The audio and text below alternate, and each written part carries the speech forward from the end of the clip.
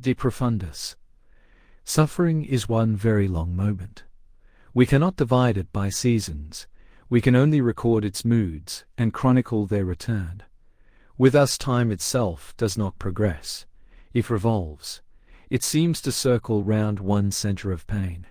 The paralyzing immobility of a life, every circumstance of which is regulated after an unchangeable pattern, so that we eat and drink and lie down and pray, or kneel at least for prayer, according to the inflexible laws of an iron formula.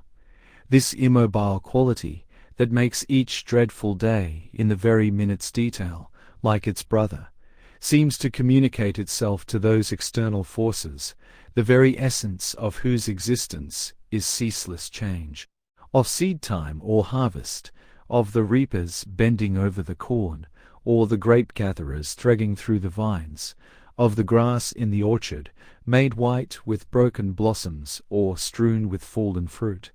Of these we know nothing, and can know nothing. For us there is only one season, the season of sorrow. The very sun and moon seem taken from us. Outside, the day may be blue and gold, but the light that creeps down through the thickly muffled glass of the small iron-barred window, beneath which one sits, is grey and niggard. It is always twilight in one's cell, as it is always twilight in one's heart. And in the sphere of thought, no less than in the sphere of time, motion is no more. The thing that you personally have long ago forgotten, or can easily forget, is happening to me now, and will happen to me again tomorrow.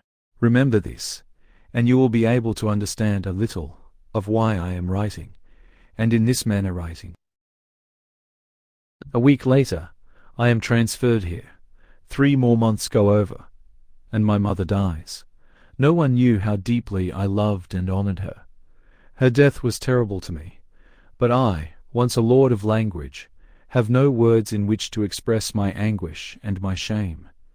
She and my father had bequeathed me a name they had made noble and honored, not merely in literature, art, archaeology, and science, but in the public history of my own country, in its evolution as a nation. I had disgraced that name eternally. I had made it a low byword among low people. I had dragged it through the very mire. I had given it to brutes, that they might make it brutal, and to fools that they might turn it into a synonym for folly. What I suffered then, and still suffer, is not for pen to write or paper to record. My wife always kind and gentle to me, rather than that I should hear the news, from indifferent lips, travelled, ill as she was, all the way from Genoa to England, to break to me herself the tidings of so irreparable, so irremediable a loss. Messages of sympathy reached me from all who had still affection for me. Even people who had not known me personally, hearing that a new sorrow had broken into my life, wrote to ask that some expression of their condolence should be conveyed to me. 3 months go over. The calendar of my daily conduct and labour that hangs on the outside of my cell door, with my name and sentence written upon it, tells me that it is May. Prosperity, pleasure, and success may be rough of grain and common in fibre, but sorrow is the most sensitive of all created things. There is nothing that stirs in the whole world of thought to which sorrow does not vibrate in terrible and exquisite pulsation. The thin beaten-out leaf of tremulous gold that chronicles the direction of forces the eye cannot see is in comparison coarse. It is a wound that bleeds when any hand but that of love touches it, and even then must bleed again, though not in pain. Where there is sorrow, there is holy ground. Some day people will realize what that means. They will know nothing of life till they do, and natures like his can realize it. When I was brought down from my prison to the court of bankruptcy, between 2 policemen, waited in the long dreary corridor, that before the whole crowd, whom an action so sweet and simple hushed into silence, he might gravely raise his hat to me, as handcuffed and with bowed head I passed him by, Men have gone to heaven for smaller things than that. It was in this spirit, and with this mode of love, that the saints knelt down to wash the feet of the poor, or stooped to kiss the leper on the cheek. I have never said one single word to him about what he did. I do not know to the present moment whether he is aware that I was even conscious of his action. It is not a thing for which one can render formal thanks in formal words. I store it in the treasure house of my heart. I keep it there as a secret debt that I am glad to think I can never possibly repay. It is embalmed and kept sweet by the myrrh and cassia of many tears. When wisdom has been profitless to me, philosophy barren, and the proverbs and phrases of those who have sought to give me consolation as dust and ashes in my mouth, the memory of that little, lovely, silent act of love has unsealed for me all the wells of pity, made the desert blossom like a rose, and brought me out of the bitterness of lonely exile into harmony with the wounded, broken, and great heart of the world.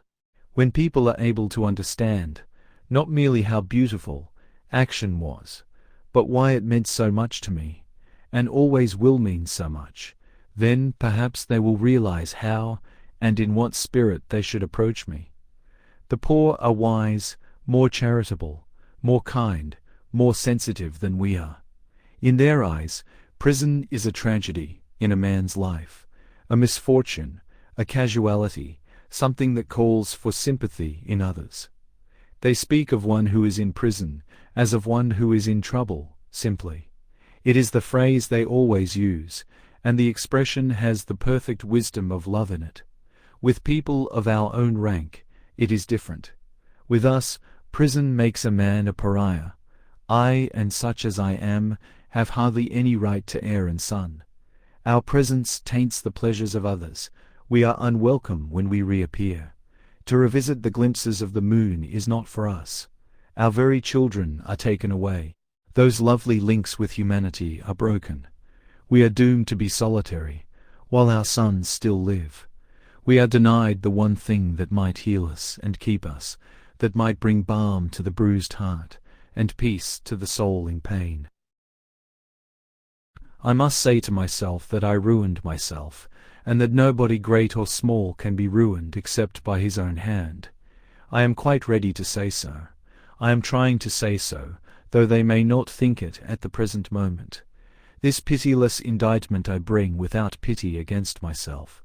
Terrible as was what the world did to me, what I did to myself was far more terrible still. I was a man who stood in symbolic relations to the art and culture of my age. I had realized this for myself at the very dawn of my manhood, and had forced my age to realize it afterwards. Few men hold such a position in their own lifetime, and have it so acknowledged. It is usually discerned, if discerned at all, by the historian or the critic, long after both the man and his age have passed away. With me it was different. I felt it myself and made others feel it. Byron was a symbolic figure, but his relations were to the passion of his age and its weariness of passion. Mine were to something more noble, more permanent, of more vital issue, of larger scope. The gods had given me almost everything, but I let myself be lured into long spells of senseless and sensual ease. I amused myself with being a flaneur, a dandy, a man of fashion. I surrounded myself with the smaller natures and the meaner minds. I became the spendthrift of my own genius, and to waste an eternal youth gave me a curious joy. Tired of being on the heights, I deliberately went to the depths in the search for new sensation. What the paradox was to me, in the sphere of thought, perversity became to me in the sphere of passion. Desire, at the end, was a malady, or a madness, or both. I grew careless of the lives of others. I took pleasure where it pleased me, and passed on. I forgot that every little action of the common day makes or unmakes character, and that therefore what one has done in the secret chamber one has some day to cry aloud on the housetop. I ceased to be lord over myself. I was no longer the captain of my soul, and did not know it. I allowed pleasure to dominate me. I ended in horrible disgrace. There is only one thing for me now, absolute humility. I have lain in prison for nearly 2 years. Out of my nature has come wild despair, an abandonment to grief that was piteous even to look at, terrible and impotent rage, bitterness and scorn, anguish that wept aloud, misery that could find no voice, sorrow that was dumb. I have passed through every possible mood of suffering. Better than Wordsworth himself, I know what Wordsworth meant when he said, "Suffering is permanent, obscure, and dark, and has the nature of infinity." But while there were times when I rejoiced in the idea that my sufferings were to be endless, I could not bear them to be without meaning.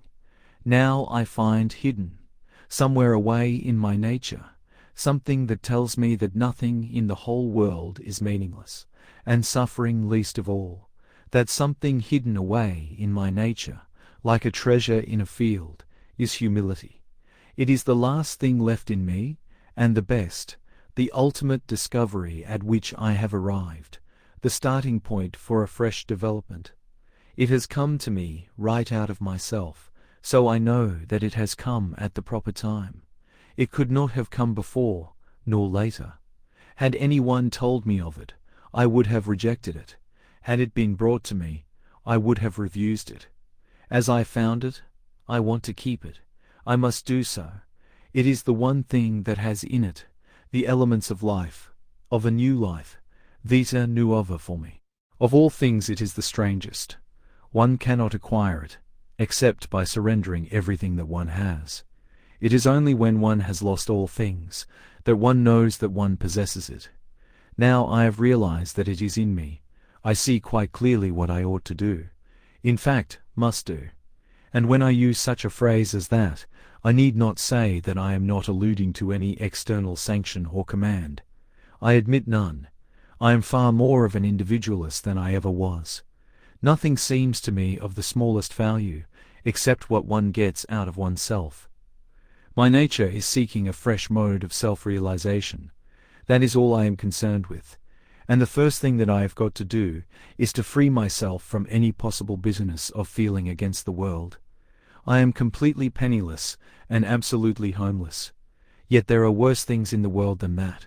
I am quite candid when I say that rather than go out from this prison with bitterness in my heart against the world, I would gladly and readily beg my bread from door to door. If I got nothing from the house of the rich, I would get something at the house of the poor. Those who have much are often greedy. Those who have little always share. I would not a bit mind sleeping in the cool grass in summer, and when winter came on, sheltering myself by the warm close-thatched rick, or under the penthouse of a great barn, provided I had love in my heart.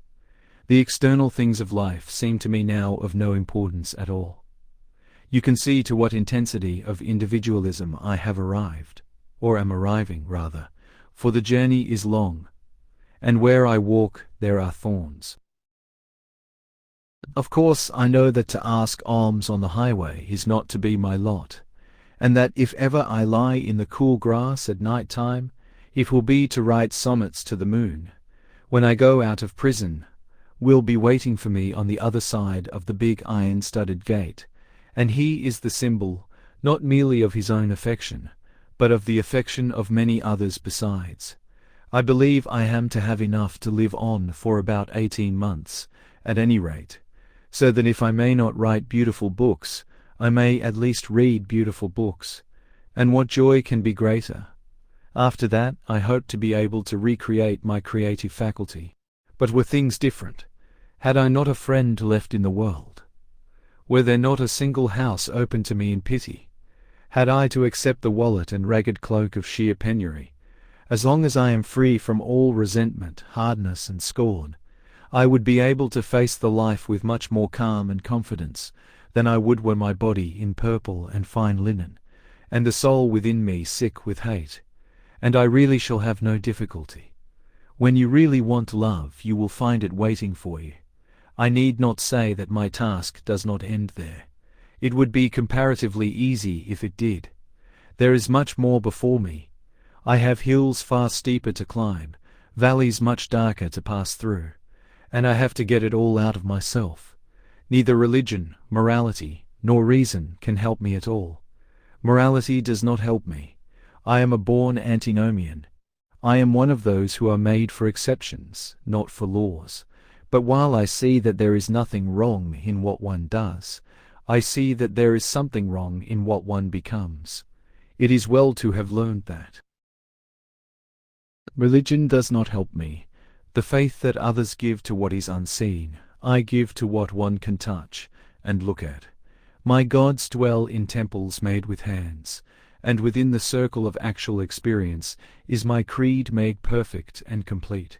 Too complete, it may be, for like many, or all of those who have placed their heaven in this earth, I have found in it not merely the beauty of heaven, but the horror of hell also. When I think about religion at all, I feel as if I would like to found an order for those who cannot believe, the confraternity of the faithless, one might call it, where on an altar, on which no taper burned, a priest, in whose heart peace had no dwelling, might celebrate with unblessed bread, and a chalice empty of wine. Everything to be true must become a religion, and agnosticism should have its ritual no less than faith. It has sown its martyrs, it should reap its saints, and praise God daily for having hidden himself from man. But whether it be faith or agnosticism, it must be nothing external to me. Its symbols must be of my own creating. Only that is spiritual which makes its own form. If I may not find its secret within myself, I shall never find it. If I have not got it already, it will never come to me. Reason does not help me. It tells me that the laws under which I am convicted are wrong and unjust laws, and the system under which I have suffered a wrong and unjust system. But somehow I have got to make both of these things just and right to me. And exactly as in art one is only concerned with what a particular thing is and a particular moment to oneself, so it is also in the ethical evolution of one's character.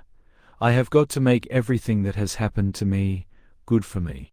The plank bed, the loathsome food, the hard ropes shredded into oakum till one's fingertips grow dull with pain, the menial offices with which each day begins and finishes, the harsh orders that routine seems to necessitate, the dreadful dress that makes sorrow grotesque to look at, the silence, the solitude, the shame, each and all of these things I have to transform into a spiritual experience. There is not a single degradation of the body which I must not try and make into a spiritualizing of the soul. I want to get to the point when I shall be able to say, quite simply, and without affectation, that the two great turning points in my life were when my father sent me to Oxford, and when society sent me to prison. I will not say that prison is the best thing that could have happened to me, for that phrase would savour of too great bitterness towards myself. I would sooner say, or hear it said of me, that I was so typical, a child of my age, that in my perversity, and for that perversity's sake, I turned the good things of my life to evil, and the evil things of my life to good. What is said, however, by myself or by others, matters little. The important thing, the thing that lies before me, the thing that I have to do, if the brief remainder of my days is not to be maimed, marred, and incomplete, is to absorb into my nature all that has been done to me, to make it part of me, to accept it without complaint, fear, or reluctance. The supreme vice is shallowness. Whatever is realized is right. When first I was put into prison, some people advised me to try and forget who I was. It was ruinous advice. It is only by realizing what I am that I have found comfort of any kind. Now I am advised by others to try on my release, to forget that I have ever been in a prison at all. I know that would be equally fatal. It would mean that I would always be haunted by an intolerable sense of disgrace, and that those things that are meant for me as much as for anybody else, the beauty of the sun and moon, the pageant of the seasons, the music of daybreak, and the silence of great nights, the rain falling through the leaves, or the dew creeping over the grass and making it silver, would all be tainted for me and lose their healing power, and their power of communicating joy. To regret one's own experiences is to arrest one's own development.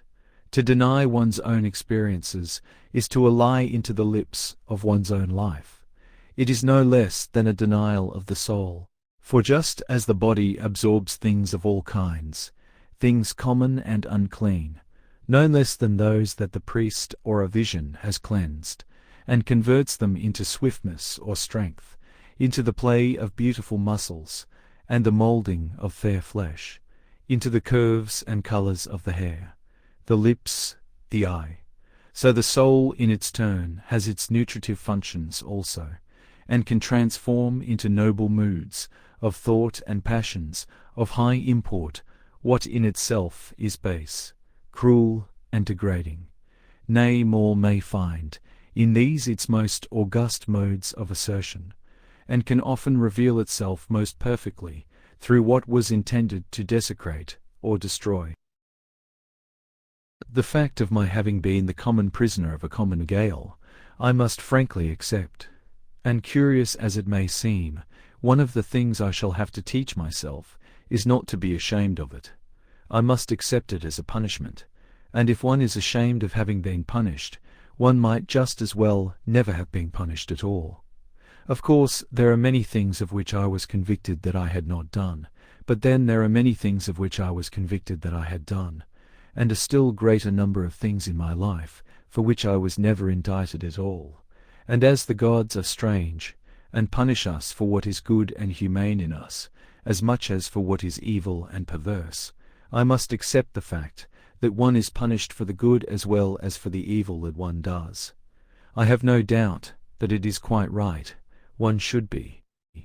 It helps one, or should help one, to realize both, and not to be too conceited about either.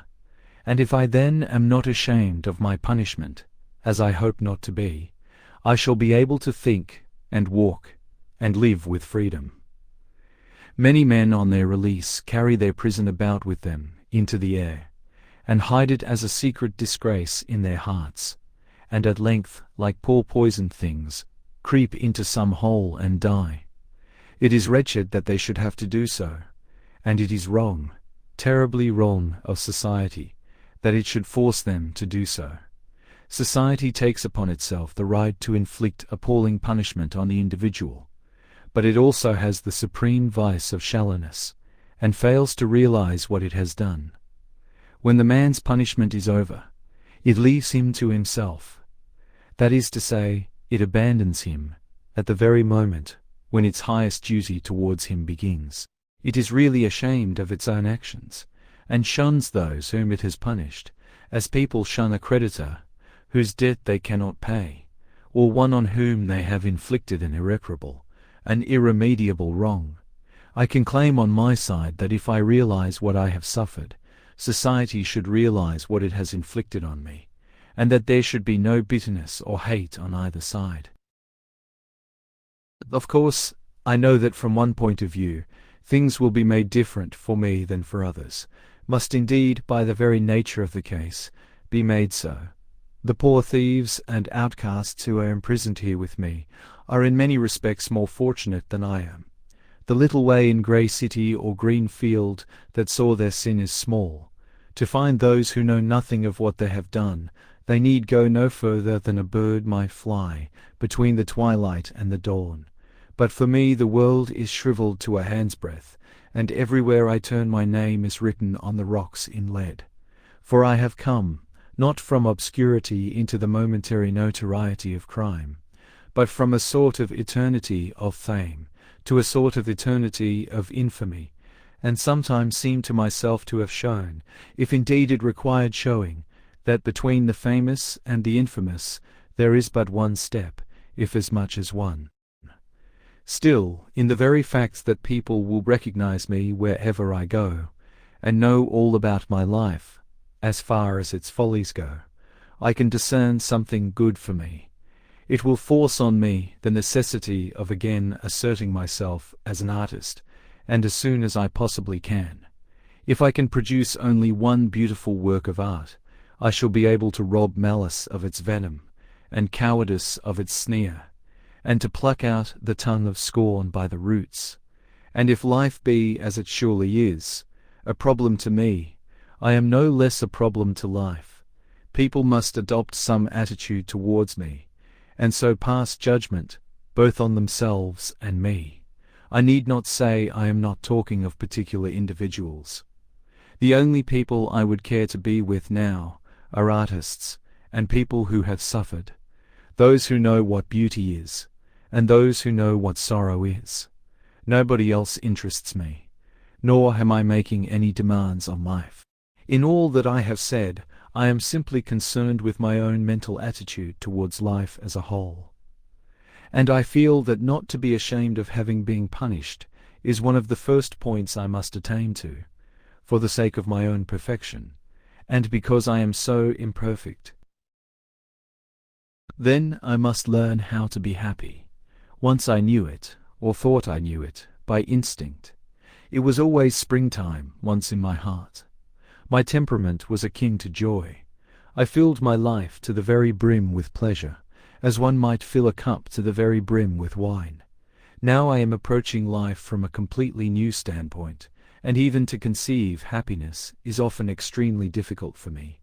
I remember during my first term at Oxford, reading in Pater's Renaissance, that book which has had such strange influence over my life, how Dante places low in the Inferno those who wilfully live in sadness, and going to the college library, and turning to the passage in the Divine Comedy, where beneath the dreary marsh lie those who were sullen in the sweet air, saying for ever and ever through their sighs, Tristi fumo nel, air dolce deval sal sallegra.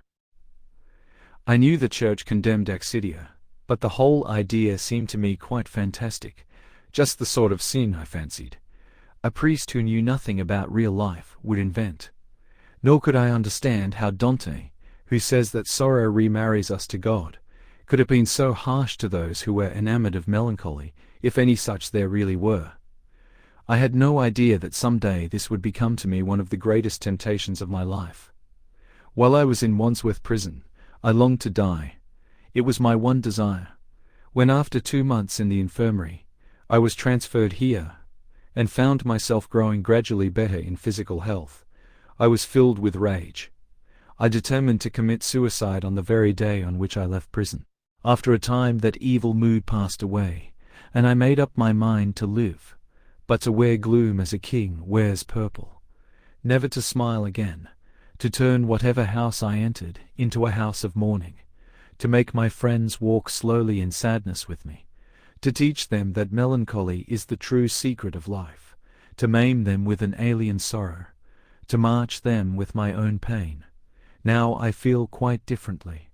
I see it would be both ungrateful and unkind of me to pull so long a face that when my friends came to see me, they would have to make their faces still longer in order to show their sympathy, or if I desired to entertain them, to invite them to sit down silently to bitter herbs and funeral baked meats.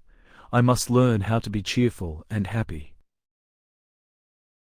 The last 2 occasions on which I was allowed to see my friends here, I tried to be as cheerful as possible, and to show my cheerfulness in order to make them some slight return for their trouble in coming all the way from town to see me. It is only a slight return, I know, but it is the one, I feel certain, that pleases them most. I saw Ra for an hour on Saturday week, and I tried to give the fullest possible expression of the delight I really felt at our meeting, and that, in the views and ideas I am here shaping for myself, I am quite right, is shown to me by the fact that now, for the first time since my imprisonment, I have a real desire for life. There is before me so much to do that I would regard it as a terrible tragedy if I died before I was allowed to complete, at any rate, a little of it. I see new developments in art and life, each one of which is a fresh mode of perfection. I long to live so that I can explore what is no less than a new world to me. Do you want to know what this new world is? I think you can guess what it is. It is the world in which I have been living. Sorrow, then, and all that it teaches one, is my new world. I used to live entirely for pleasure. I shunned suffering and sorrow of every kind. I hated both. I resolved to ignore them as far as possible, to treat them, that is to say, as modes of imperfection. They were not part of my scheme of life. They had no place in my philosophy. My mother, who knew life as a whole, used often to quote to me Goethe's lines, written by Carlyle, in a book he had given her years ago, and translated by him, I fancy, also. Who never ate his bread in sorrow, who never spent the midnight hours weeping and waiting for the morrow. He knows you not, ye heavenly powers. They were the lines which that noble Queen of Prussia, whom Napoleon treated with such coarse brutality, used to quote in her humiliation and exile. They were the lines my mother often quoted in the troubles of her later life. I absolutely declined to accept or admit the enormous truth hidden in them. I could not understand it. I remember quite well how I used to tell her that I did not want to eat my bread in sorrow, or to pass any night weeping and watching for a more bitter dawn. I had no idea that it was one of the special things that the fates had in store for me, that for a whole year of my life, indeed, I was to do little else.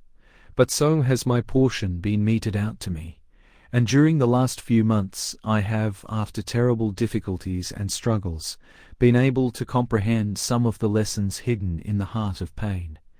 Clergymen and people who use phrases without wisdom sometimes talk of suffering as a mystery. It is really a revelation. One discerns things one never discerned before.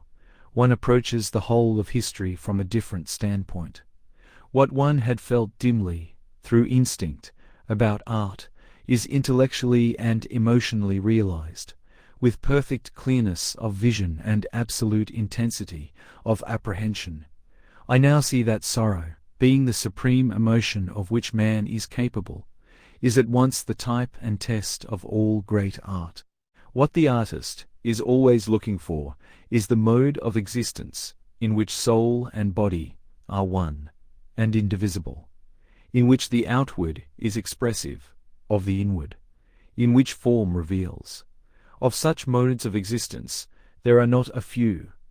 Youth and the arts preoccupied with youth may serve as a model for us at one moment.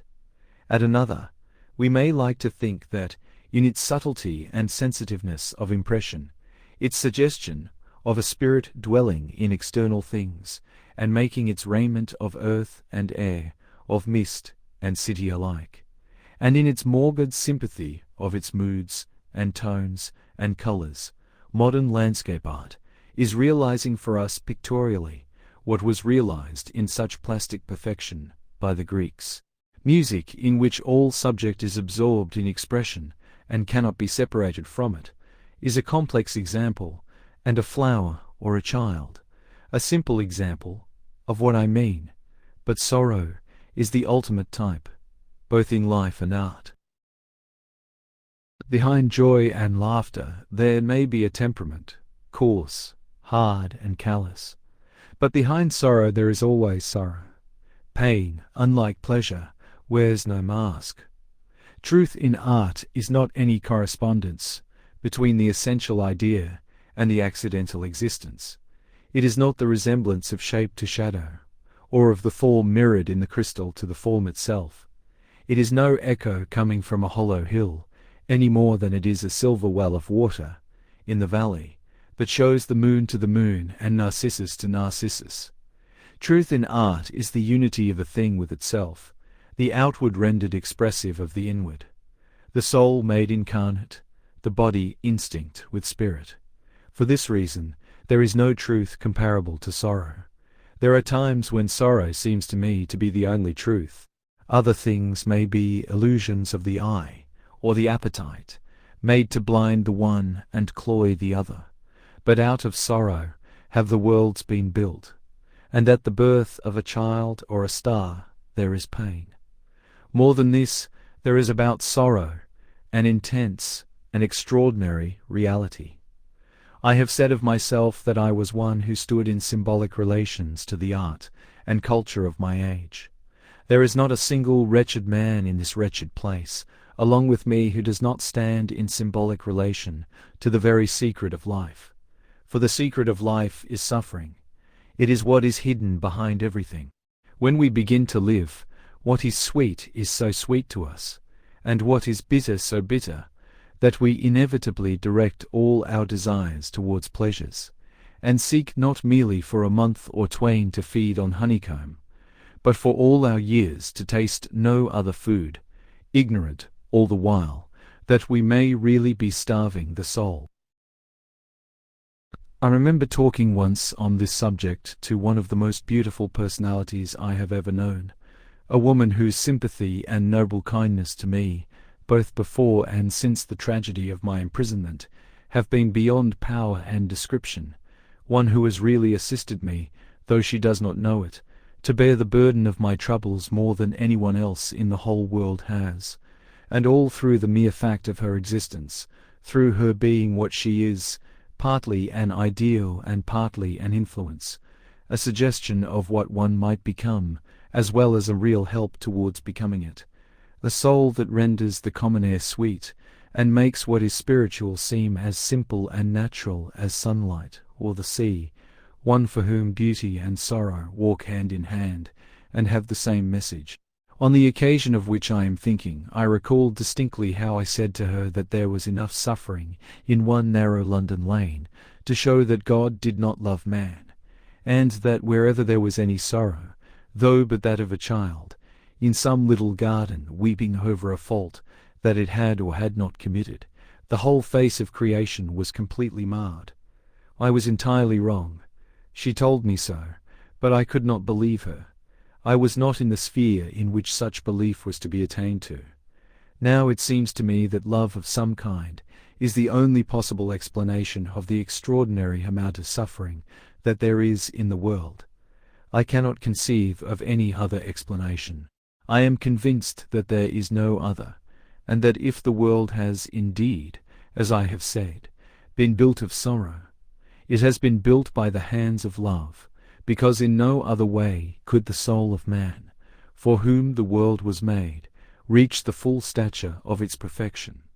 Pleasure for the beautiful body, but pain for the beautiful soul. When I say that I am convinced of these things, I speak with too much pride. Far off, like a perfect pearl, one can see the city of God.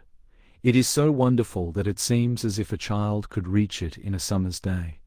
And so a child could. But with me and such as me, it is different. One can realize a thing in a single moment, but one loses it in the long hours that follow. With leaden feet, it is so difficult to keep heights that the soul is competent to gain. We think in eternity, but we move slowly through time, and how slowly time goes with us who lie in prison, I need not tell again, nor of the weariness and despair that creep back into one's cell, and into the cell of one's heart, with such strange insistence that one has, as it were, to garnish and sweep one's house for their coming, as for an unwelcome guest, or a bitter master, or a slave whose slave it is one's chance or choice to be. And though at present my friends may find it a hard thing to believe, it is true none the less, that for them living in freedom and idleness and comfort, it is more easy to learn the lessons of humility than it is for me, who begin the day by going down on my knees and washing the floor of my cell. For prison life, with its endless privations and restrictions, makes one rebellious. The most terrible thing about it is not that it breaks one's heart. Hearts are made to be broken, but that it turns one's heart to stone. One sometimes feels that it is only with a front of brass and a lip of scorn that one can get through the day at all. And he who is in a state of rebellion cannot receive grace, to use the phrase of which the Church is so fond, so rightly fond, I dare say. For in life, as in art, the mood of rebellion closes up the channels of the soul, and shuts out the airs of heaven. Yet I must learn these lessons here, if I am to learn them anywhere, and must be filled with joy if my feet are on the right road, and my face set towards the gate which is called beautiful. though I may fall many times in the mire, and often in the mist go astray. This new life, as through my love of Dante, I like sometimes to call it, is of course no new life at all, but simply the continuance, by means of development and evolution, of my former life. I remember when I was at Oxford saying to one of my friends, as we were strolling round Magdalen's narrow bird-haunted walks one morning in the year before I took my degree, that I wanted to eat of the fruit of all the trees in the garden of the world, and that I was going out into the world with that passion in my soul. And so indeed, I went out, and so I lived. My only mistake was that I confined myself so exclusively to the trees of what seemed to me the sunlit side of the garden, and shunned the other side for its shadow and its gloom. Failure, disgrace, poverty, sorrow, despair, suffering, tears even, the broken words that come from lips in pain, remorse that makes one walk on thorns, conscience that condemns, self-abasement that punishes, the misery that puts ashes on its head, the anguish that chooses sackcloth for its raiment, and into its own drink puts gall. All these were things of which I was afraid, and as I had determined to know nothing of them, I was forced to taste each of them in turn, to feed on them, to have for a season, indeed, no other food at all. I don't regret for a single moment having lived for pleasure. I did it to the full, as one should do everything that one does. There was no pleasure I did not experience. I threw the pearl of my soul into a cup of wine. I went down the primrose path to the sound of flutes. I lived on honeycomb. But to have continued the same life would have been wrong, because it would have been limiting. I had to pass on. The other half of the garden had its secrets for me also. Of course all this is foreshadowed and prefigured in my books. Some of it is in The Happy Prince, some of it in The Young King, notably in the passage where the bishop says to the kneeling boy, "Is not he who made misery wiser than thou art?" A phrase which when I wrote it seemed to me little more than a phrase. A great deal of it is hidden away in the note of doom, that like a purple thread runs through the texture of Dorian Gray. In the critic as artist it is set forth in many colours. In the soul of man it is written down, and in letters too easy to read. It is one of the refrains whose recurring motifs make Salome so like a piece of music, and bind it together as a ballad. In the prose poem of the man who from the bronze of the image of the pleasure that liveth for a moment has to make the image of the sorrow that abideth forever, it is incarnate. It could not have been otherwise. As every single moment of one's life, what is what one is going to be, no less than one has been. Art is a symbol, because man is a symbol. It is, if I can fully attain to it, the ultimate realization of the artistic life. For the artistic life is simply self-development. Humility in the artist is his frank acceptance of all experiences, just as love in the artist is simply the sense of beauty that reveals to the world its body and its soul. In Marius the Epicurean Pater seeks to reconcile the artistic life with the life of religion, in the deep, sweet, and austere sense of the word. But Marius is little more than a spectator, an ideal spectator indeed, and one to whom it is given to contemplate the spectacle of life with appropriate emotions, which Wordsworth defines as the poet's true aim. Yet a spectator, merely, and perhaps a little too much occupied with the comeliness of the benches of the sanctuary, to notice that it is the sanctuary of sorrow that he is gazing at. I see a far more intimate and immediate connection between the true life of Christ and the true life of the artist, and I take a keen pleasure in the reflection that long before sorrow had made my days her own, and bound me to her wheel, I had written in the soul of man that he who would lead a Christ-like life must be entirely and absolutely himself, and had taken as my types not merely the shepherd on the hillside and the prisoner in his cell, but also the painter to whom the world is a pageant, and the poet for whom the world is a song. I remember saying once to André Gide, as we sat together in some Paris cafe, that while metaphysics had but little real interest for me, and morality absolutely none, there was nothing that either Plato or Christ had said that could not be transferred immediately into the sphere of art, and there find its complete fulfillment. Nor is it merely that we can discern in Christ that close union of personality with perfection which forms the real distinction between the classical and romantic movement in life, but the very basis of his nature was the same as that of the nature of the artist, an intense and flame-like imagination. He realized in the entire sphere of human relations that imaginative sympathy which in the sphere of art is the sole secret of creation. He understood the leprosy of the leper, the darkness of the blind, the fierce misery of those who live for pleasure, the strange poverty of the rich.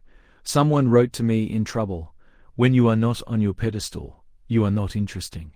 How remote was the writer from what Matthew Arnold calls the secret of Jesus.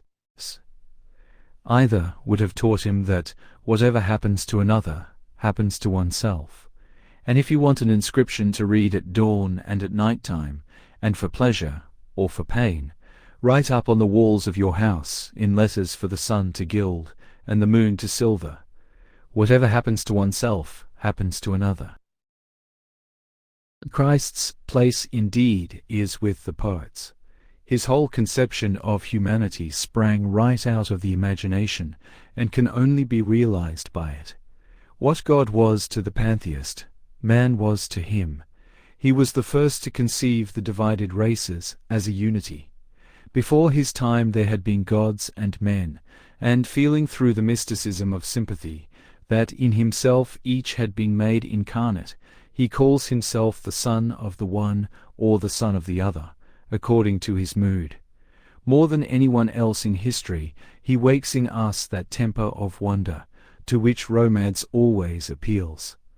There is still something to me almost incredible in the idea of a young Galilean peasant imagining that he could bear on his own shoulders the burden of the entire world, all that had already been done and suffered, and all that was yet to be done and suffered, the sins of Nero, of Caesar Borgia, of Alexander VI, and of him who was emperor of Rome and priest of the sun, the sufferings of those whose names are legion, and whose dwelling is among the tombs, oppressed nationalities, factory children, thieves, people in prison, outcasts, those who are done under oppression, and whose silence is heard only of God, and not merely imagining this, but actually achieving it, so that at the present moment all who come in contact with his personality, even though they may neither bow to his altar nor kneel before his priest, in some way find that the ugliness of their sin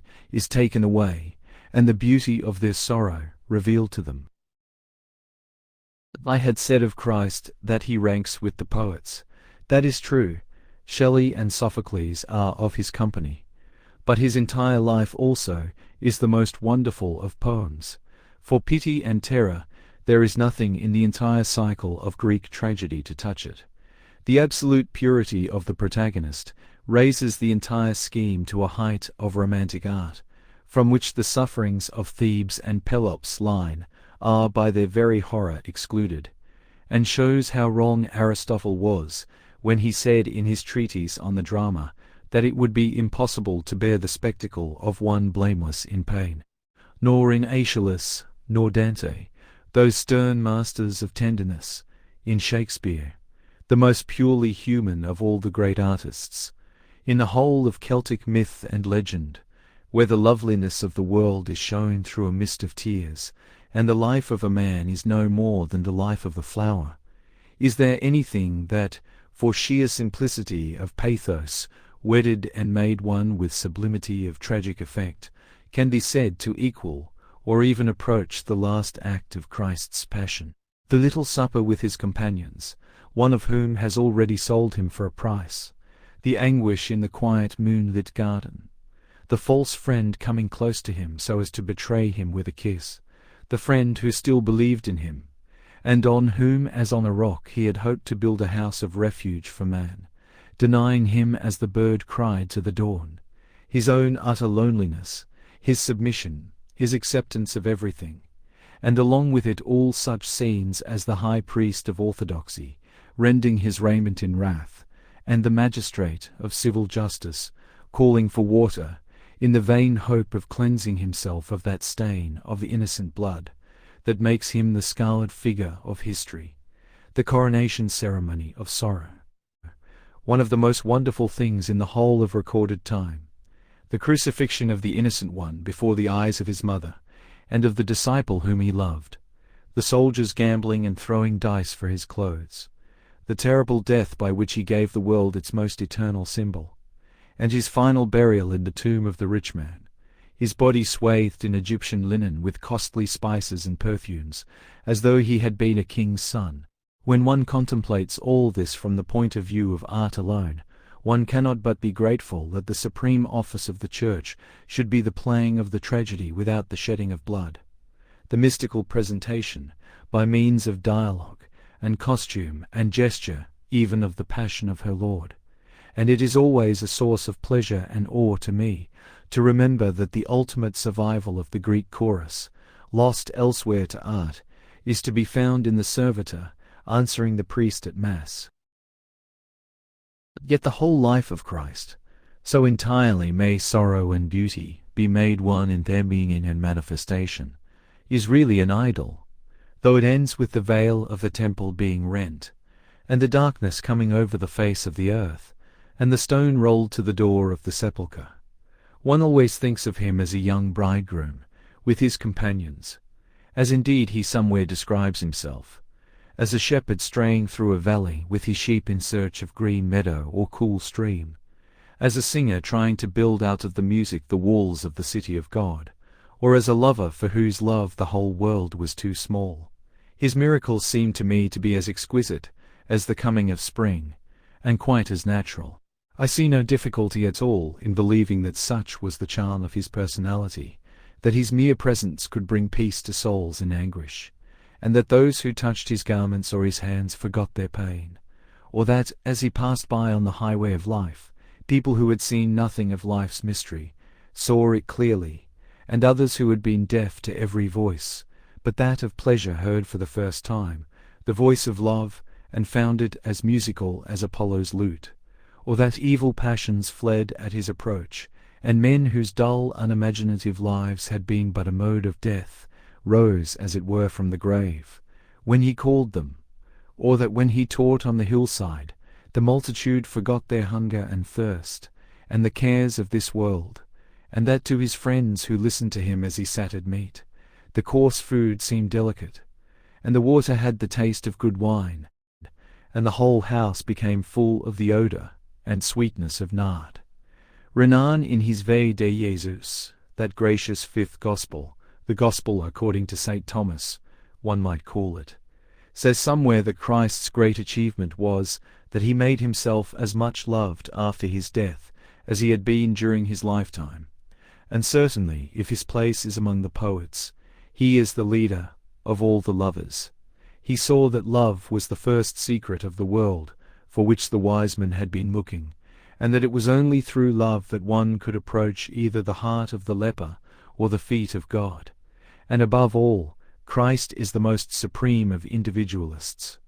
Humility, like the artistic acceptance of all experiences, is merely a mode of manifestation. It is man's soul that Christ is always looking for.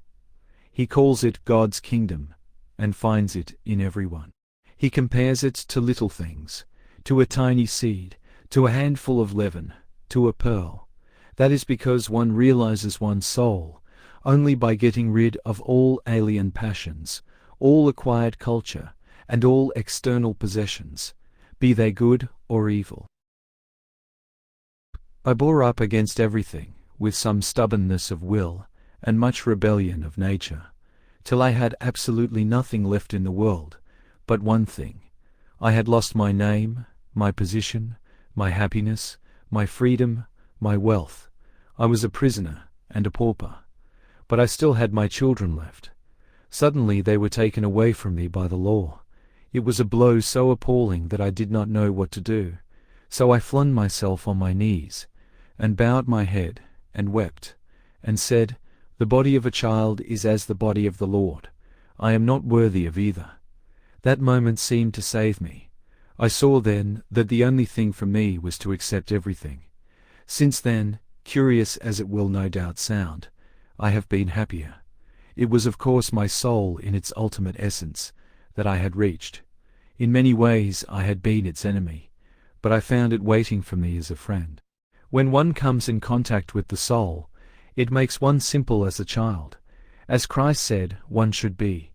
It is tragic how few people ever possess their souls before they die. Nothing is more rare in any man, says Emerson, than an act of his own. It is quite true. Most people are other people. Their thoughts are someone else's opinions, their lives, a mimicry, their passions, a quotation. Christ was not merely the supreme individualist, but he was the first individualist in history. People have tried to make him out an ordinary philanthropist, or rate him as an altruist with the scientific and sentimental. But he was really neither one nor the other. Pity he has, of course, for the poor, for those who are shut up in prisons, for the lowly, for the wretched, but he has far more pity for the rich, for the hard hedonists, for those who waste their freedom in becoming slaves to things, for those who wear soft raiment and live in kings' houses. Riches and pleasure seem to him to be really greater tragedies than poverty or sorrow. And as for altruism, who knew better than he that it is vocation, not volition, that determines us, and that one cannot gather grapes of thorns or figs from thistles? To live for others as a definite self-conscious aim was not his creed. It was not the basis of his creed. When he says, "Forgive your enemies," it is not for the sake of the enemy, but for one's own sake that he says so, and because love is more beautiful than hate. In his own entreaty to the young man, "Sell all that thou hast and give to the poor," it is not of the state of the poor that he is thinking, but of the soul of the young man, the soul that wealth was marring. In his view of life, he is one with the artist, who knows that by the inevitable law of self-perfection, the poet must sing, and the sculptor think in bronze, and the painter make the world a mirror for his moods, as surely and as certainly as the hawthorn must blossom in spring, and the corn turn to gold at harvest time, and the moon in her ordered wanderings change from shield to sickle, and from sickled to shield. But while Christ did not say to men, "Live for others," he pointed out that there was no difference at all between the lives of others and one's own life. By this means he gave to man an extended, a Titan personality. Since his coming, the history of each separate individual is, or can be made, the history of the world. Of course, culture has intensified the personality of man. Art has made us myriad-minded. Those who have the artistic temperament go into exile with Dante, and learn how salt is the bread of others, and how steep their stairs. They catch for a moment the serenity and calm of Goethe, and yet know but too well that Baudelaire cried to God, "O Seigneur, donnez-moi a force et le courage de contempler mon corps et mon cœur sans dégoût." Out of Shakespeare's sonnets they draw, to their own hurt it may be, the secret of his love, and make it their own. They look with new eyes on modern life, because they have listened to one of Chopin's nocturnes, or handled Greek things, or read the story of the passion of some dead man for some dead woman, whose hair was like threads of fine gold, and whose mouth was as a pomegranate. But the sympathy of the artistic temperament is necessarily with what has found expression, in words or in colours, in music or in marble, behind the painted masks of an Aeschylean play, or through some Sicilian shepherd's pierced and jointed reeds, the man and his message must have been revealed. To the artist, expression is the only mode under which he can conceive life at all. To him, what is dumb is dead. But to Christ it was not so. With a width and wonder of imagination that fills one almost with awe, he took the entire world of the inarticulate, the voiceless world of pain, as his kingdom, and made of himself its eternal mouthpiece. Those whom I have spoken, who are dumb under oppression, and whose silence is heard only of God, he chose as his brothers. He sought to become eyes to the blind, ears to the deaf, and a cry in the lips of those whose tongues had been tied. His desire was to be to the myriads who had found no utterance, a very trumpet through which they might call to heaven. And feeling with the artistic nature of one, to whom suffering and sorrow were modes through which he could realize his conception of the beautiful, that an idea is of no value till it becomes incarnate, and is made an image, he made of himself the image of the man of sorrows, and as such has fascinated and dominated art, as no Greek god ever succeeded in doing. For the Greek gods, in spite of the white and red of their fair fleet limbs, were not really what they appeared to be. The curved brow of Apollo was like the sun's disk crescent over a hill at dawn, and his feet were as the wings of the morning, but he himself had been cruel to Marsyas, and had made Niobe childless. In the steel shields of Athena's eyes there had been no pity for Arachne. The pomp and peacocks of Hera were all that was really noble about her, and the father of the gods himself had been too fond of the daughters of men. The two most deeply suggestive figures of Greek mythology were, for religion, Demeter, and earth goddess, not one of the Olympians, and for art, Dionysus, the son of a mortal woman, to whom the moment of his birth had proved also the moment of her death. But life itself, from its lowliest and most humble sphere, produced one far more marvellous than the mother of Proserpina, or the son of Semele. Out of the carpenter's shop at Nazareth had come a personality infinitely greater than any made by myth and legend, and one, strangely enough, destined to reveal to the world the mystical meaning of wine, and the real beauties of the lilies of the field, as none, either on Cithaeron or at Enna, had ever done.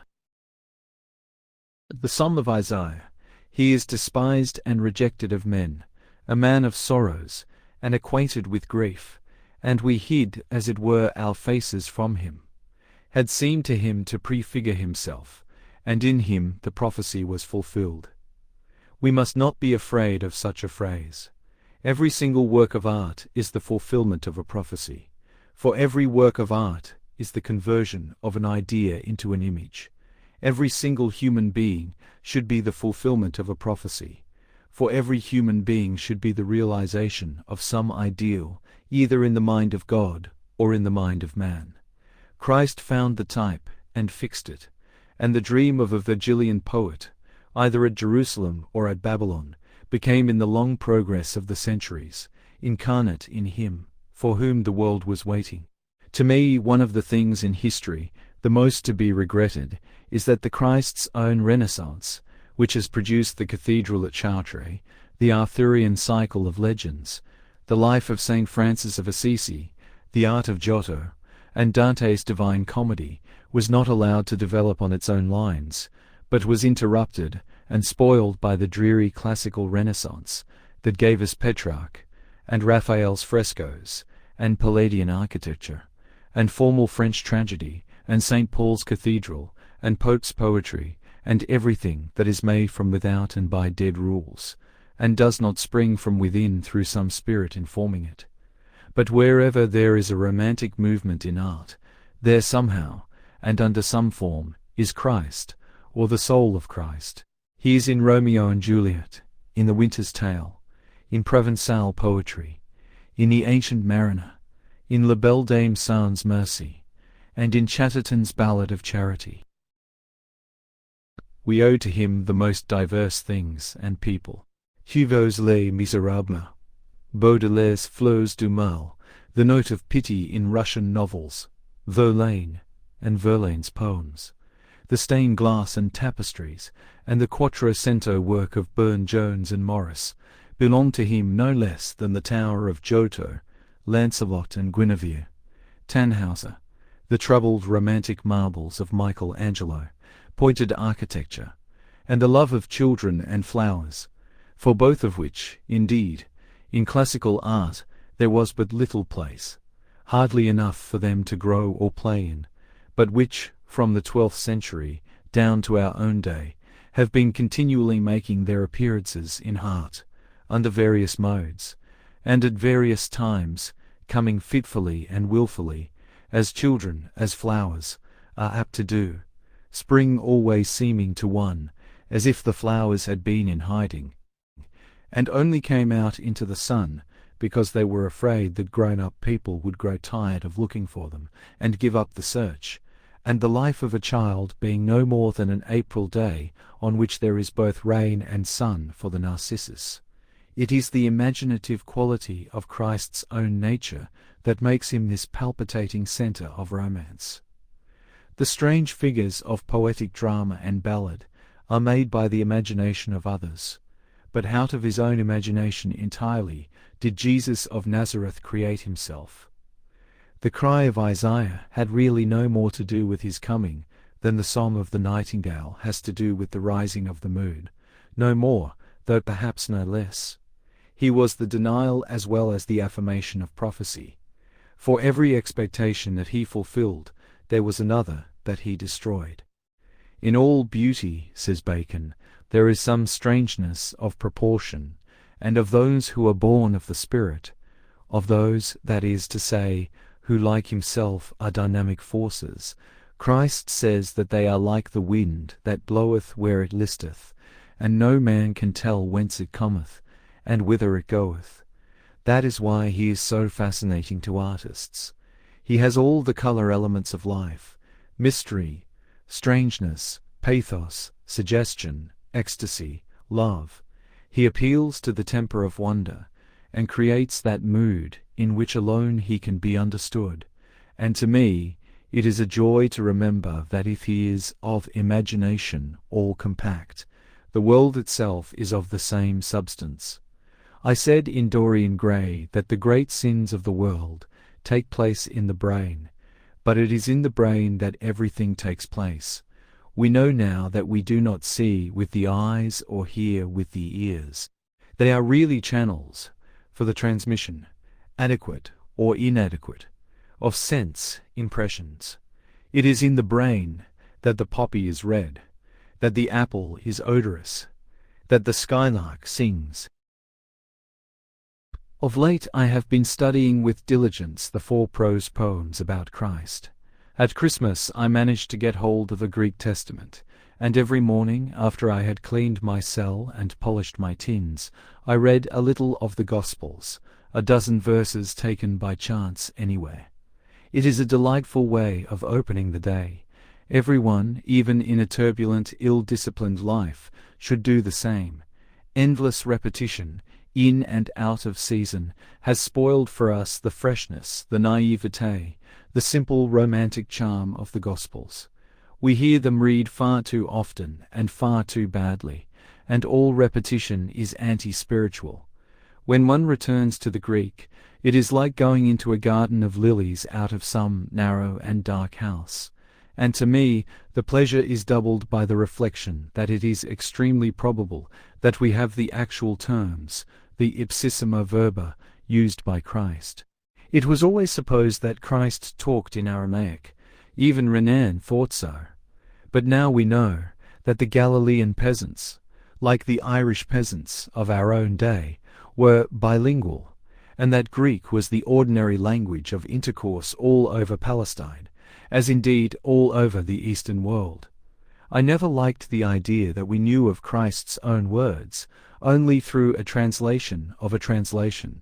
It is a delight to me to think that, as far as his conversation was concerned, Charmides might have listened to him, and Socrates reasoned with him, and Plato understood him, that he really said, "Io emia poimen o Carlos," that when he thought of the lilies of the field, and how they neither toil nor spin, his absolute expression was "Kataia theta ta krina tu agrutus, uxenai," O Kopu, Ode Nethi, and that his last word when he cried out, "My life has been completed, has reached its fulfillment, has been perfected," was exactly as St. John tells us it was, tetelestai, no more.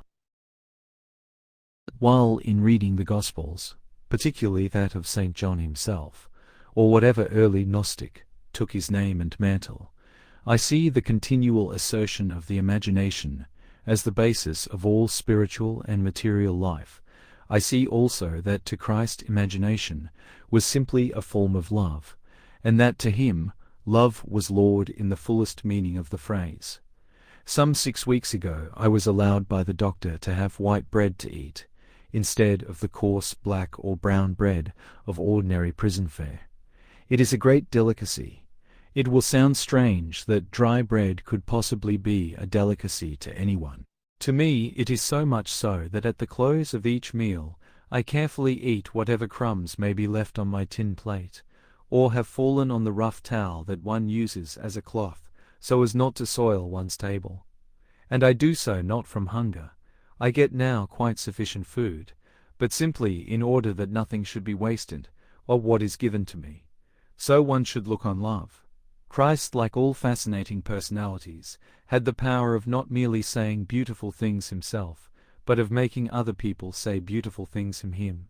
And I love the story St. Mark tells us about the Greek woman, who when, as a trial of her faith, he said to her that he could not give her the bread of the children of Israel, answered him that the little dogs, quinaria, little dogs, it should be rendered, who are under the table, eat of the crumbs that the children let fall. Most people live for love and admiration. But it is by love and admiration that we should live. If any love is shown us, we should recognize that we are quite unworthy of it. Nobody is worthy to be loved.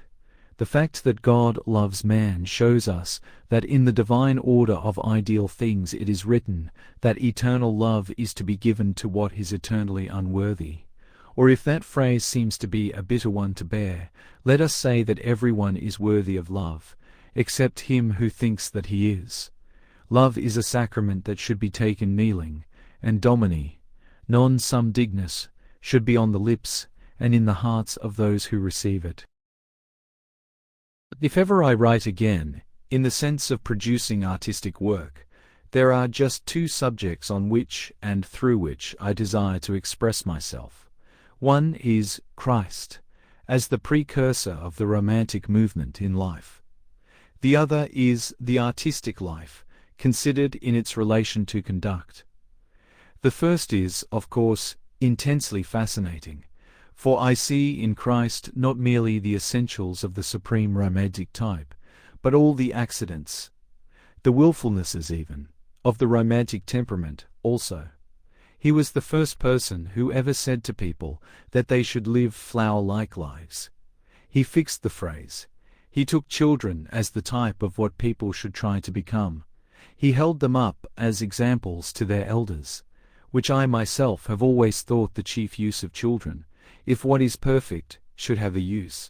Dante describes the soul of a man as coming from the hand of God, weeping and laughing like a little child. And Christ also saw that the soul of each one should be a gaisa di fanciulla che piangendo, e ridendo pargoleggia. He felt that life was changeful, fluid, active, and that to allow it to be stereotyped into any form was death. He saw that people should not be too serious over material, common interests, that to be unpractical was to be a great thing, that one should not bother too much over affairs. The birds didn't. Why should man? He is charming when he says, "Take no thought for the morrow. Is not the soul more than meat? Is not the body more than raiment?" A Greek might have used the latter phrase. It is full of Greek feeling, but only Christ could have said both, and so summed up life perfectly for us. His morality is all sympathy, just what morality should be. If the only thing that he ever said had been, "Her sins are forgiven her because she loved much," it would have been worthwhile dying to have said it. His justice is all poetical justice, exactly what justice should be. The beggar goes to heaven because he has been unhappy. I cannot conceive a better reason for his being sent there. The people who work for an hour in the vineyard in the cool of the evening receive just as much reward as those who have toiled there all day long in the hot sun. Why shouldn't they? Probably no one deserved anything. Or perhaps they were a different kind of people. Christ had no patience with the dull, lifeless mechanical systems that treat people as if they were things, and so treat everybody alike. For him there were no laws. There were exceptions merely, as if anybody, or anything, for that matter, was like aught else in the world. That which is the very keynote of romantic art was to him the proper basis of natural life. He saw no other basis, and when they brought him one, taken in the very act of sin, and showed him her sentence written in the law, and asked him what was to be done, he wrote with his finger on the ground, as though he did not hear them, and finally, when they pressed him again, looked up and said, "Let him of you, who has never sinned, be the first to throw the stone at her." It was worth while living to have said that. Like all poetical natures, he loved ignorant people. He knew that in the soul of one who is ignorant, there is always room for a great idea. But he could not stand stupid people, especially those who are made stupid by education, people who are full of opinions, not one of which they even understand, a peculiarly modern type, summed up by Christ when he describes it as the type of one who has the key of knowledge, cannot use it himself, and does not allow other people to use it, though it may be made to open the gate of God's kingdom. His chief war was against the Philistines. That is the war every child of light has to wage. Philistinism was the note of the age and community in which he lived. In their heavy inaccessibility to ideas, their dull respectability, their tedious orthodoxy, their worship of vulgar success, their entire preoccupation with the gross materialistic side of life, and their ridiculous estimate of themselves and their importance, the Jews of Jerusalem in Christ's day were the exact counterpart of the British Philistine of our own. Christ mocked at the whited sepulchre of respectability and fixed that phrase forever. He treated worldly success as a thing absolutely to be despised. He saw nothing in it at all. He looked on wealth as an encumbrance to a man. He would not hear of life being sacrificed to any system of thought or morals. He pointed out that forms and ceremonies were made for man, not man for forms and ceremonies. He took Sabbatarianism as a type of the things that should be set at naught. The cold philanthropies, the ostentatious public charities, the tedious formalisms so dear to the middle-class mind, he exposed with utter and relentless scorn. To us what is termed orthodoxy is merely a facile, unintelligent acquiescence, but to them, and in their hands, it was a terrible and paralyzing tyranny. Christ swept it aside. He showed that the Spirit alone was of value.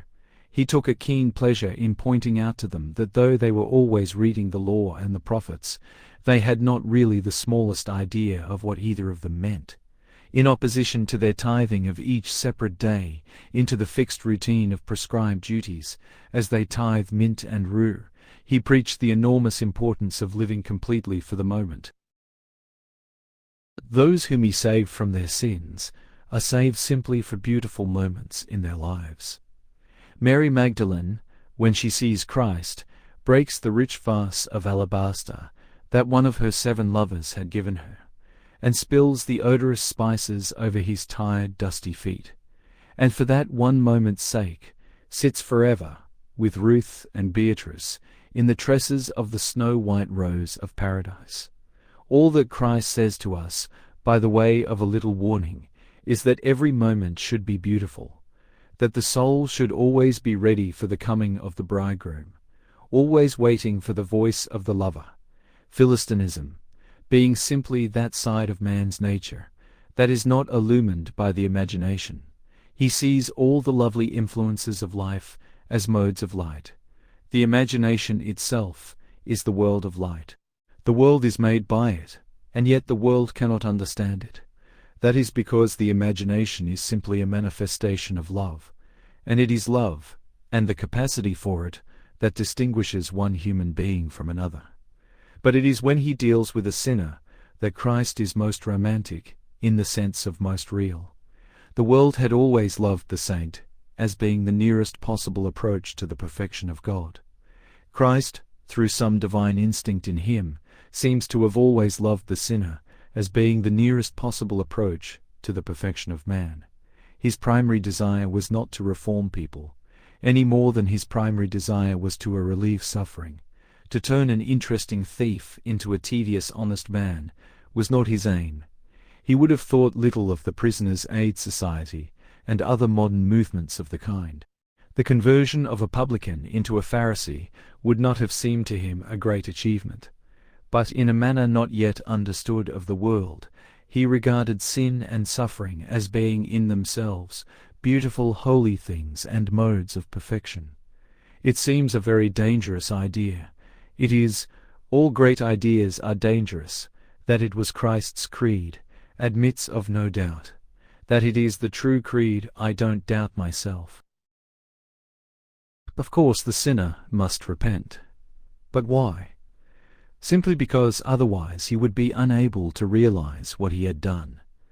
The moment of repentance is the moment of initiation. More than that, it is the means by which one alters one's past. The Greeks thought that impossible. They often say in their gnomic aphorisms, even the gods cannot alter the past. Christ showed that the commonest sinner could do it, that it was the one thing he could do. Christ, had he been asked, would have said, I feel quite certain about it, that the moment the prodigal son fell on his knees and wept, he made his having wasted his substance with harlots, his swineherding and hungering for the husks they ate. Beautiful and holy moments in his life.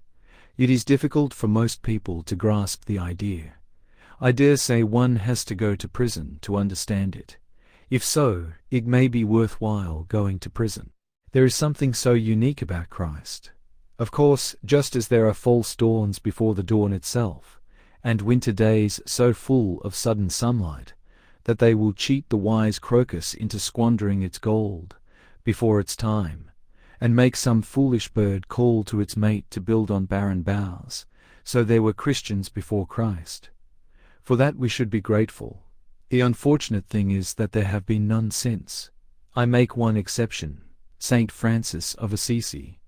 But then God had given him at his birth the soul of a poet, as he himself, when quite young, had in mystical marriage taken poverty as his bride, and with the soul of a poet and the body of a beggar, he found the way to perfection not difficult. He understood Christ, and so he became like him. We do not require the Liber Conformitatem to teach us that the life of Saint Francis was the true Imitatio Christi, a poem compared to which the book of that name is merely prose. Indeed, that is the charm about Christ, when all is said. He is just like a work of art. He does not really teach one anything, but by being brought into his presence, one becomes something. And everybody is predestined to his presence. Once at least in his life, each man walks with Christ to Emmaus. As regards the other subject, the relation of the artistic life to conduct, it will no doubt seem strange to you that I should select it. People point to Reading Gaol and say, that is where the artistic life leads a man. Well, it might lead to worse places. The more mechanical people to whom life is a shrewd speculation, depending on the careful calculation of ways and means, always know where they are going, and go there. They start with the ideal desire of being the parish beadle, and in whatever sphere they are placed, they succeed in being the parish beadle, and no more. A man whose desire is to be something separate from himself, to be a member of Parliament, or a successful grocer, or a prominent solicitor, or a judge, or something equally tedious, invariably succeeds in being what he wants to be. That is his punishment. Those who want a mask have to wear it. But with the dynamic forces of life, and those in whom those dynamic forces become incarnate, it is different. People whose desire is solely for self-realization never know where they are going. They can't know. In one sense of the word, it is of course necessary, as the Greek oracle said, to know oneself. That is the first achievement of knowledge. But to recognize that the soul of a man is unknowable is the ultimate achievement of wisdom. The final mystery is oneself. When one has weighed the sun in the balance, and measured the steps of the moon, and mapped out the 7 heavens star by star, there still remains oneself.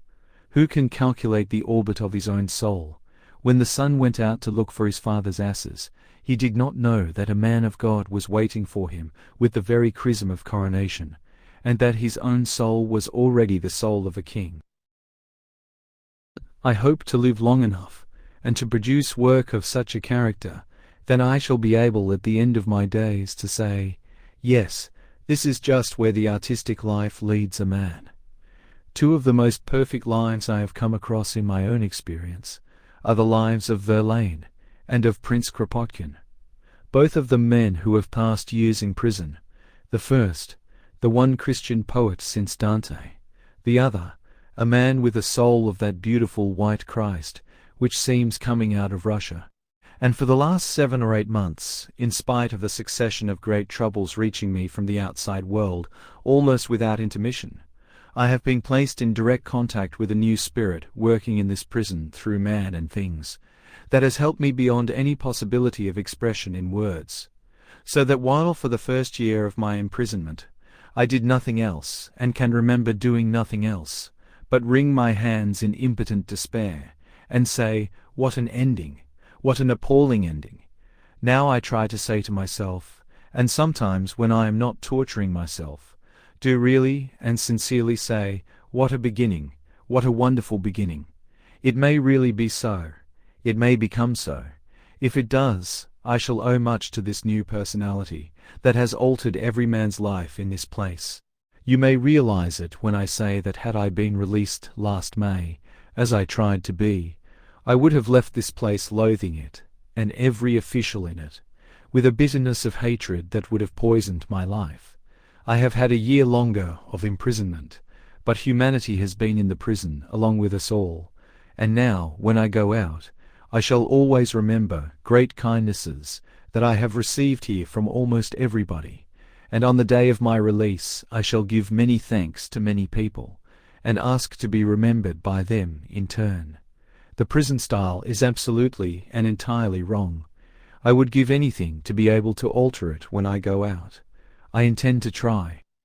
But there is nothing in the world so wrong, but that the spirit of humanity, which is the spirit of love, the spirit of the Christ, who is not in churches, may make it, if not right, at least possible to be born without too much bitterness of heart.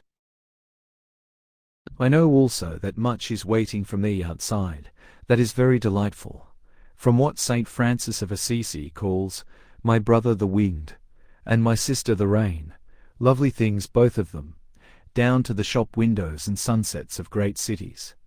If I made a list of all that still remains to me, I don't know where I should stop, for indeed, God made the world just as much for me as for anyone else. Perhaps I may go out with something that I had not got before. I need not tell you that to me reformations in morals are as meaningless and vulgar as reformations in theology. But while to propose to be a better man is a piece of unscientific cant, to have become a deeper man is the privilege of those who have suffered. And such I think I have become. If after I am free, a friend of mine gave a feast, and did not invite me to it, I should not mind a bit. I can be perfectly happy by myself. With freedom, flowers, books, and the moon, who could not be perfectly happy? Besides, feasts are not for me any more. I have given too many to care about them. That side of life is over for me, very fortunately, I dare say. But if after I am free, a friend of mine had a sorrow, and refused to allow me to share it, I should feel it most bitterly. If he shut the doors of the house of mourning against me, I would come back again and beg to be admitted, so that I might share in what I was entitled to share in. If he thought me unworthy, unfit to weep with him, I should feel it as the most poignant humiliation, as the most terrible mode in which disgrace could be inflicted on me. But that could not be. I have a right to share in sorrow, and he who can look at the loveliness of the world and share its sorrow, and realize something of the wonder of both, is in immediate contact with divine things, and has got as near to God's secret as anyone can get. Perhaps there may come into my art also, no less than into my life, a still deeper note, one of greater unity of passion and directness of impulse. Not width, but intensity, is the true aim of modern art. We are no longer in art concerned with the type. It is with the exception that we have to do. I cannot put my sufferings into any form they took. I need hardly say. Art only begins where imitation ends. But something must come into my work, of fuller memory of words perhaps, of richer cadences, of more curious effects, of simpler architectural order, of some aesthetic quality at any rate. When Marsyas was torn from the scabbard of his limbs, della vagina, della membrae, su, to use one of Dante's most terrible Tacitian phrases, he had no more song, the Greeks said. Apollo had been victor. The lyre had vanquished the reed, but perhaps the Greeks were mistaken. I hear in much modern art the cry of Marsyas. It is bitter in Baudelaire, sweet and plaintive in Lamartine, mystic in Verlaine. It is in the deferred resolutions of Chopin's music. It is in the discontent that haunts Burne-Jones's women. Even Matthew Arnold, whose Song of Callicles tells of the triumph of the sweet persuasive lyre, and the famous final victory, in such a clear note of lyrical beauty, has not a little of it. In the troubled undertone of doubt and distress that haunts his verses, neither Goethe nor Wordsworth could help him, though he followed each in turn, and when he seeks to mourn for Thyrsis, or to sing of the scholar gypsy, it is the reed that he has to take for the rendering of his strain. But whether or not the Phrygian faun was silent, I cannot be. Expression is as necessary to me as leaf and blossoms are to the black branches of the trees that show themselves above the prison walls and are so restless in the wind. Between my art and the world there is now a wide gulf, but between art and myself there is none. I hope at least that there is none. To each of us, different fates are meted out. My lot has been one of public infamy, of long imprisonment, of misery, of ruin, of disgrace. But I am not worthy of it, not yet, at any rate. I remember that I used to say that I thought I could bear a real tragedy if it came to me with purple pall and a mask of noble sorrow, but that the dreadful thing about modernity was that it put tragedy into the raiment of comedy, so that the great realities seemed commonplace or grotesque or lacking in style. It is quite true about modernity. It has probably always been true about actual life. It is said that all martyrdom seemed mean to the looker-on. The 19th century is no exception to the rule. Everything about my tragedy has been hideous, mean, repellent, lacking in style. Our very dress makes us grotesque. We are the zanies of sorrow. We are clowns whose hearts are broken. We are specially designed to appeal to the sense of humour. On November 13th, 1895, I was brought down here from London. From 2 o'clock till 2:30, on that day, I had to stand on the centre platform of Clapham Junction in convict dress, and handcuffed, for the world to look at. I had been taken out of the hospital ward without a moment's notice being given to me. Of all possible objects, I was the most grotesque. When people saw me, they laughed. Each train as it came up swelled the audience. Nothing could exceed their amusement. That was, of course, before they knew who I was. As soon as they had been informed, they laughed still more. For half an hour I stood there in the grey November rain, surrounded by a jeering mob. For a year after that was done to me, I wept every day at the same hour, and for the same space of time. That is not such a tragic thing as possibly it sounds to you. To those who are in prison, tears are a part of every day's experience. A day in prison on which one does not weep is a day on which one's heart is hard, not a day on which one's heart is happy.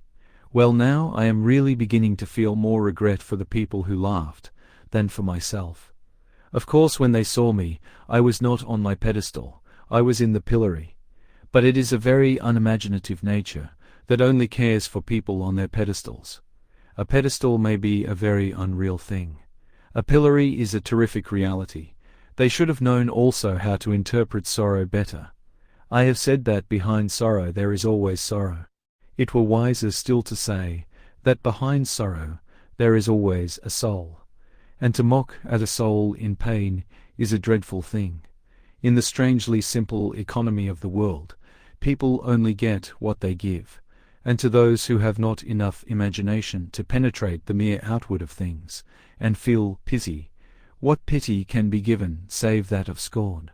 I write this account of the mode of my being transferred here, simply that it should be realized how hard it has been for me to get anything out of my punishment, but bitterness and despair.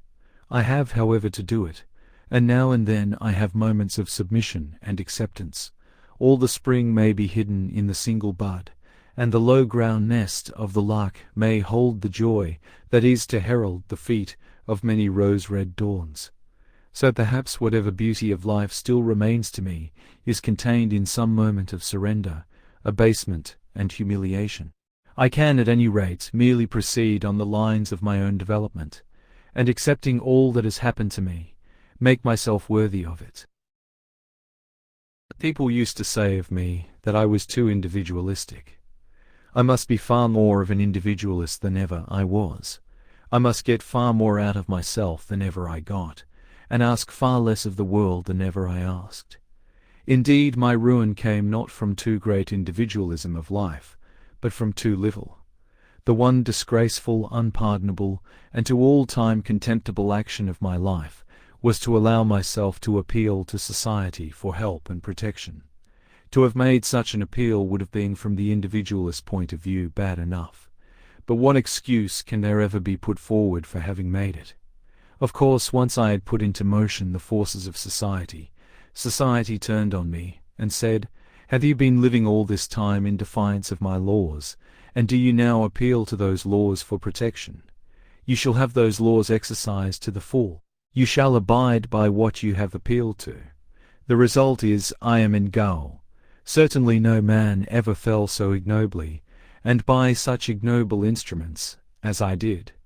The Philistine element in life is not the failure to understand art. Charming people, such as fishermen, shepherds, ploughboys, peasants, and the like, know nothing about art, and are the very salt of the earth. He is the Philistine who upholds and aids the heavy, cumbrous, blind, mechanical forces of society, and who does not recognize dynamic force when he meets it, either in a man or a movement. People thought it dreadful of me to have entertained at dinner the evil things of life, and to have found pleasure in their company. But then, from the point of view through which I, as an artist in life, approached them, they were delightfully suggestive and stimulating. The danger was half the excitement. My business as an artist was with Ariel. I set myself to wrestle with Caliban.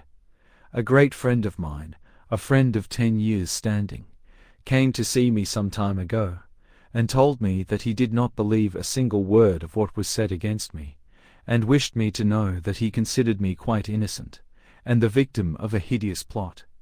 I burst into tears at what he said, and told him that while there was much amongst the definite charges that was quite untrue, and transferred to me by revolting malice, still that my life had been full of perverse pleasures, and that, unless he accepted that as a fact about me, and realized it to the full, I could not possibly be friends with him any more, or ever be in his company.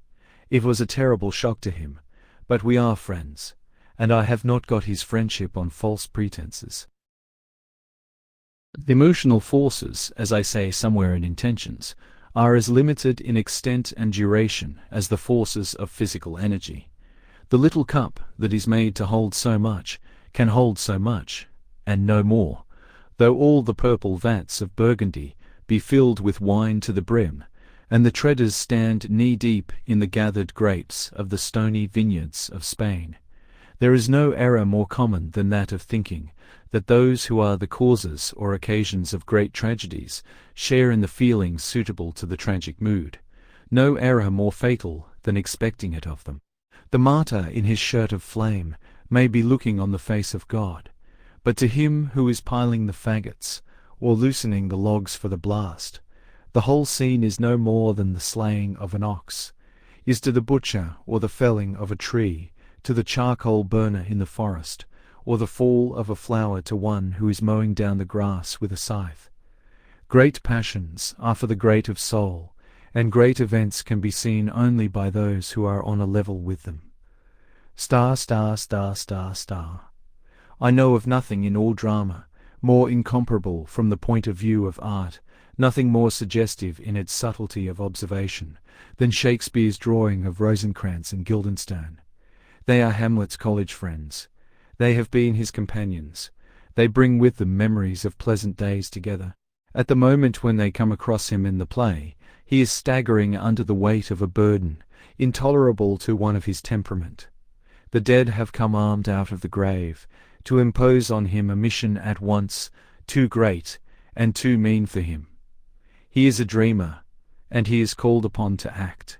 He has the nature of the poet, and he is asked to grapple with the common complexity of cause and effect, with life in its practical realization, of which he knows nothing, not with life in its ideal essence, of which he knows so much. He has no conception of what to do, and his folly is to feign folly. Brutus used madness as a cloak to conceal the sword of his purpose, the dagger of his will, but the Hamlet madness is a mere mask for the hiding of weakness. In the making of fancies and jests, he sees a chance of delay.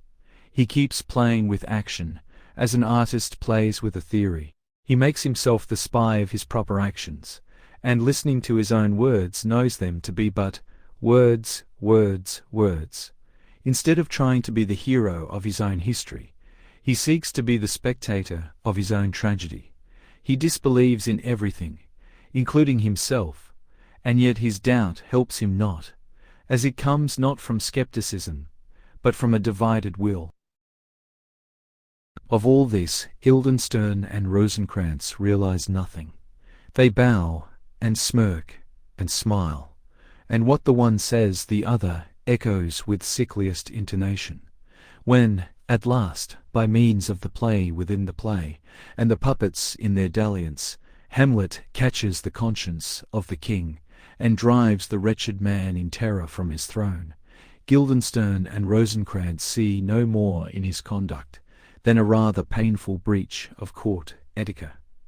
That is, as far as they can attain to in the contemplation of the spectacle of life with appropriate emotions. They are close to his very secret, and know nothing of it, nor would there be any use in telling them. They are the little cups that can hold so much and no more. Towards the close it is suggested that, caught in a cunning spring set for another, they have met, or may meet, with a violent and sudden death. But a tragic ending of this kind, though touched by Hamlet's humour with something of the surprise and justice of comedy, is really not for such as they. They never die. Horatio, who, in order to report Hamlet and his cause aright to the unsatisfied, absents him from felicity a while, and in this harsh world draws his breath in pain, dies. But Guildenstern and Rosencrantz are as immortal as Angelo and Tartuffe, and should rank with them. They are what modern life has contributed to the antique ideal of friendship. He who writes a new De Amicitia must find a niche for them, and praise them in Tusculan prose. They are types fixed for all time. To shun them would show a lack of appreciation. They are merely out of their sphere, that is all.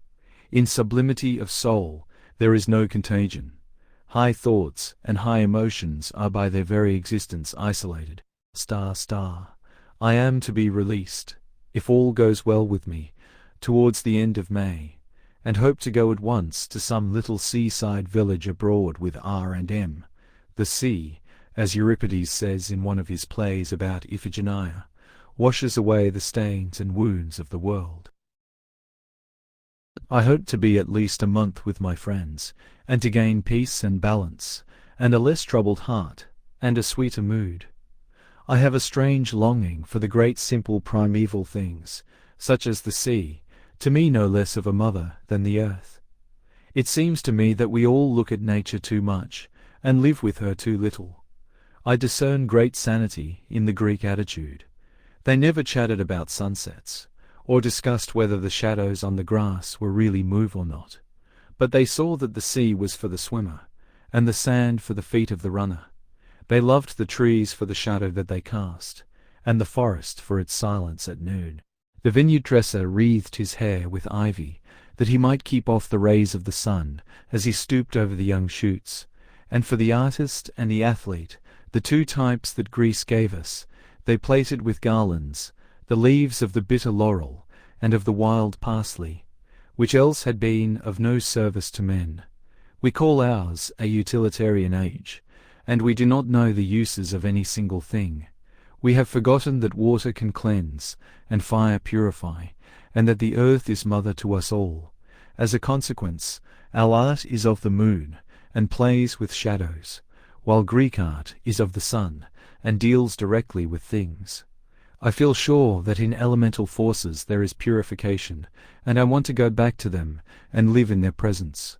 Of course, to one so modern as I am, enfant de mon siècle, merely to look at the world will be always lovely. I tremble with pleasure when I think that on the very day of my leaving prison both the laburnum and the lilac will be blooming in the gardens, and that I shall see the wind stir into restless beauty the swaying gold of the one, and make the other toss the pale purple of its plumes, so that all the air shall be Arabia for me. Linnaeus fell on his knees and wept for joy when he saw for the first time the long heath of some English upland made yellow, with the tawny aromatic brooms of the common firs. And I know that for me, to whom flowers are part of desire, there are tears waiting in the petals of some rose. It has always been so with me from my boyhood. There is not a single colour hidden away in the chalice of a flower, or the curve of a shell, to which by some subtle sympathy with the very soul of things, my nature does not answer. Like Gautier, I have always been one of those pour qui le monde visible exist. Still, I am conscious now that behind all this beauty, satisfying though it may be, there is some spirit hidden, of which the painted forms and shapes are but modes of manifestation, and it is with this spirit that I desire to become in harmony. I have grown tired of the articulate utterances of men and things, the mystical in art, the mystical in life, the mystical in naif. This is what I am looking for. It is absolutely necessary for me to find it somewhere. All trials are trials for one's life, just as all sentences are sentences of death, and 3 times have I been tried. The first time I left the box to be arrested, the second time to be led back to the house of detention, the third time to pass into a prison for 2 years. Society, as we have constituted it, will have no place for me, has none to offer, but nature, whose sweet rains fall on unjust and just alike, will have clefts in the rocks where I may hide, and secret valleys in whose silence I may weep undisturbed. She will hang the night with stars, so that I may walk abroad in the darkness without stumbling, and send the wind over my footprints, so that none may track me to my hurt. She will cleanse me in great waters, and with bitter herbs make me whole.